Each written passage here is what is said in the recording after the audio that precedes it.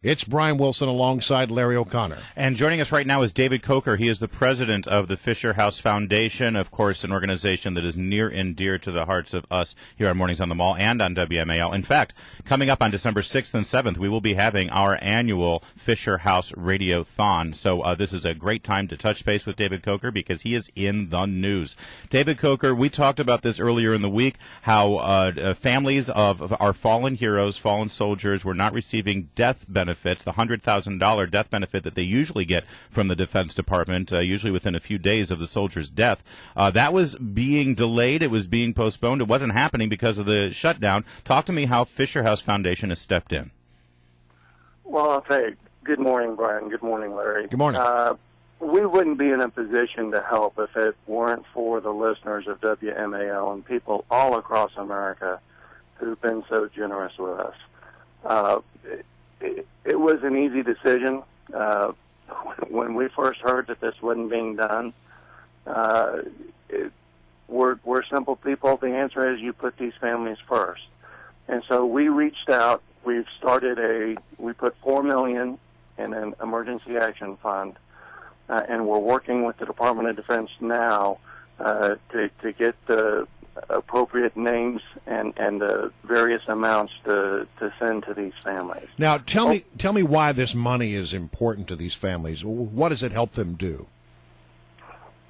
Well, first and foremost, it is honoring the memory of their loved one. It's a commitment that the United States, on behalf of a grateful nation, makes to these families. It's used so that they can conduct the funeral, so that they can have memorial services, so that when something tragic like this happens, life doesn't stop. Life happens. And you continue to have mortgage payments and car payments, and your world is upside down. This money gives them a little bit of stability. And to have them bear an additional financial burden during this time and say, guys, you need to fund it yourself, isn't the right thing to do. All right, so you guys stepped up, and now you're working as a result of some things that happened yesterday. You're able to work with the military to handle it, and then at some point down the line, when we finally have a government that's working again, they will come and reimburse you, correct? Well, that's the hope, but when you make a gift, you give the gift, and we'll see what happens. Yeah. Well, I mean, in some ways, this is a great thing. Obviously, it's a great thing for those who have suffered this horrible loss. But you're on the hook now, the Fisher House Foundation. I mean, did the president give you any assurances? Have you dealt with the White House directly, or did you deal with the Defense Department on this? Well, no. What happened was Ken and I were talking about the issue. Ken Fisher, our chairman, and this is something that was a part of Zachary Fisher's legacy, going back to Beirut. When he heard of a service member that had been killed in service to the country, he'd write a note to the family, and he'd say, I want you to know how much I appreciate your loved one's sacrifice. And included in that, he would include a check for $10,000 to $25,000 to tide the family over until benefits kicked in. Now, back then, the gratuity was about $5,000. With the start of Iraq and the Afghanistan conflicts, that amount was increased to $500,000, $100,000 from the Department of Defense, and I believe $400,000 from the Department of Veterans Affairs. So when that happened, we looked at other things that we could do to help the military. Now, it's true that the House actually passed a measure that would have reinitiated this funding, and I believe is it stalled in the Senate right now, or has the Senate passed it and the president hasn't signed it? I understand it is stalled. It goes back to the piecemeal approach that the Senate does not want to consider. But rather than worry about gamesmanship or blame, our purpose is to help these families. They need to be the first thought. Well, for those who don't know about Fisher House, we're big fans of Fisher House here at WMAL. I mean, what you do basically is you build houses all over the world at military installations and military hospitals all over the world.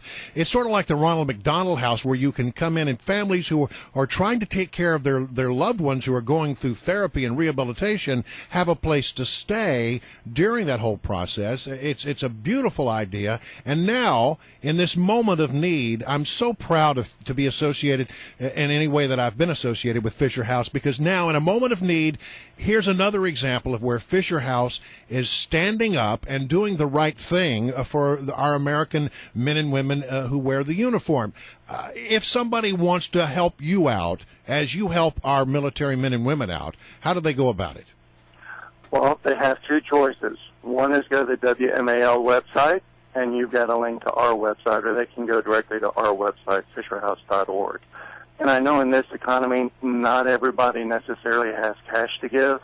That is the first priority. But we also have programs such as Hero Miles and Hotels for Heroes.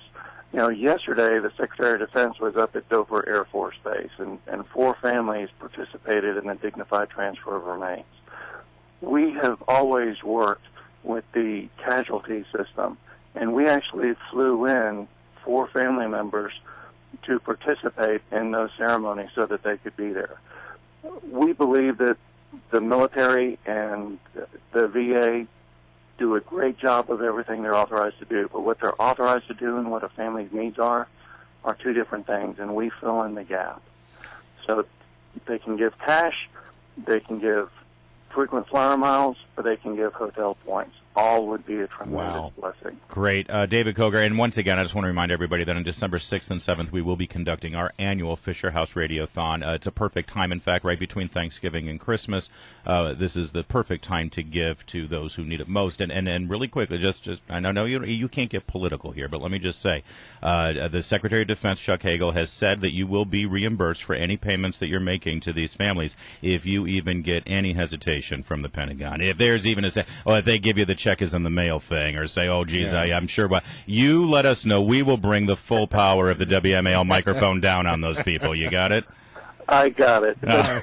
One other thing to remember, you know, we've had 5 killed in combat to date. Since the shutdown, there are actually 29 service members who have earned this gratuity. Yeah. Wow. Yeah, that really isn't getting the headlines the way it used to, is it, David Coker?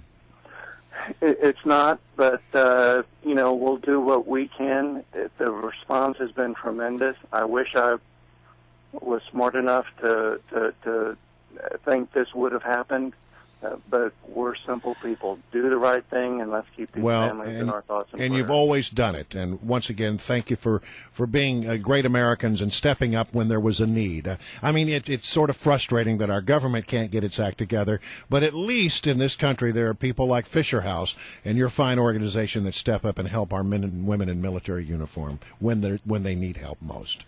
It's our privilege. Thank you much.